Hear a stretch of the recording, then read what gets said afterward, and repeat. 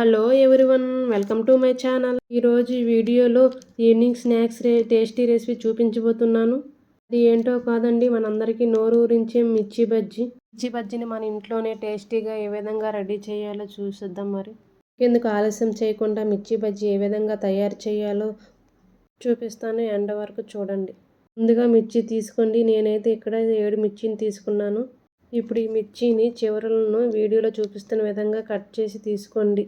ఈ విధంగా చివరలు కట్ చేసి తీసుకోవడం వల్ల మిర్చి లోపల పిండి ఆయిల్ వెళ్ళి బాగా ఫ్రై అవుతుంది. లేదంటే మిర్చిలో పిండి ముద్దలాగా అలాగే ఉండిపోతుందండి. మిర్చిని నిలువుగా ఘాట్లు పెట్టి తీసుకోండి.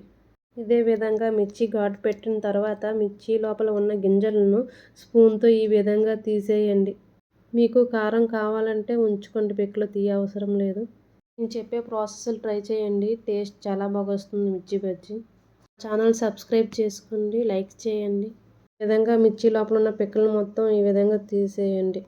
ఈ విధంగా తీసిన తర్వాత దీనిలో స్టఫింగ్ కోసం చింతపండు నానబెట్టి పేస్ట్లా తీసుకోండి. చూడండి, ఈ విధంగా తీసుకున్న తర్వాత ఇందులోనికి టీ స్పూన్ వాము వేసి కలుపుకోండి. వాము వేయడం వల్ల మిర్చి బజ్జీ టేస్ట్ అనేది సూపర్గా వస్తుందండి. చిటికెడు ఉప్పు వేసి కలుపుకోండి బాగా.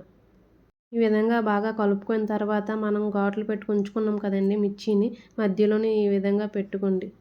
మిర్చి లోపల ఈ స్టఫ్ను స్పూన్తో ఈ విధంగా పెట్టుకోండి. మొత్తం మిర్చిని ఈ విధంగా పెట్టుకోండి. మిర్చి లోపల స్టఫ్కి ఇంకో విధంగా కూడా యూజ్ చేయొచ్చండి. జీలకర్ర, ధనియాలు మిక్సీ వేసి పౌడర్ చేసి కూడా వేసుకోవచ్చండి. పేస్ట్ వాము వేసుకోవడం వల్ల ఇంకా బాగుంటుందండి టేస్ట్. మీరు ఈ విధంగా ట్రై చేయండి, చాలా బాగా వస్తుందండి టేస్ట్. మిర్చి బజ్జీ వర్షాకాలంలో చేసుకొని తింటే ఇంకా మంచిగా అనిపిస్తుంది కదండి. ఏంటో కానీ మీ మిర్చి బజ్జీ చేసినప్పుడు వర్షం పడిందండి.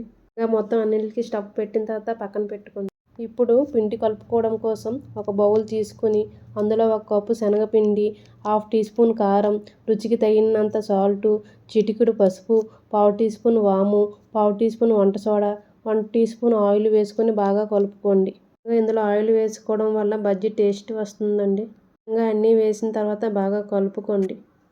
ఈ విధంగా అన్నీ కలిసిన తర్వాత ఇందులో కొంచెం కొంచెంగా వాటర్ పోసుకొని కలుపుకోండి. కొంచెం కొంచెం వాటర్ పోసుకోండి, ఒకేసారి ఎక్కువ పోసుకుంటే ముద్దలు కట్టేస్తాయండి. వల్ల కొంచెం కొంచెం వాటర్ వేసుకొని కలుపుకోండి. వీడియోలో చూపిస్తున్న విధంగా కలుపుకోండి.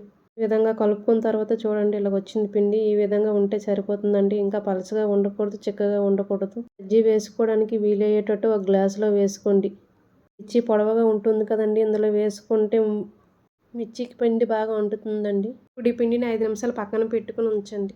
ఇప్పుడు బజ్జీ ఫ్రై చేసుకోవడం కోసం స్టవ్ మీద ప్యాన్ పెట్టుకొని ఆయిల్ వేసుకోండి. ఆయిల్ బాగా హీట్ అయిన తర్వాత ముందు చిన్న పిండి ముద్దను వేసుకోండి. చూసారు కదా, ఆయిల్ బాగా వేడైంది కదా. ఇప్పుడు ఆ గ్లాసులో వేసుకున్న పిండిని మిర్చి అందులో ముంచుకొని ఇందులో వేయండి. కొంచెం సేపు హై ఫ్లేమ్లో ఫ్రై చేయండి. చూడండి, ఈ విధంగా వేగాయి కదండి, కలర్ చేంజ్ అయ్యి గోల్డెన్ కలర్లోకి వచ్చాయి కదండి. ఇప్పుడు దీన్ని తీసేయండి. బాగా వచ్చాయి కదా. ఈ విధంగా మిర్చి బజ్జీ అన్నింటిని కూడా ఇలాగే ఫ్రై చేసుకొని తీసుకోండి. బజ్జీలో స్టఫ్ కోసం ఇలాగ చిన్న చిన్న ఉల్లిపాయ ముక్కలను తీసుకోండి.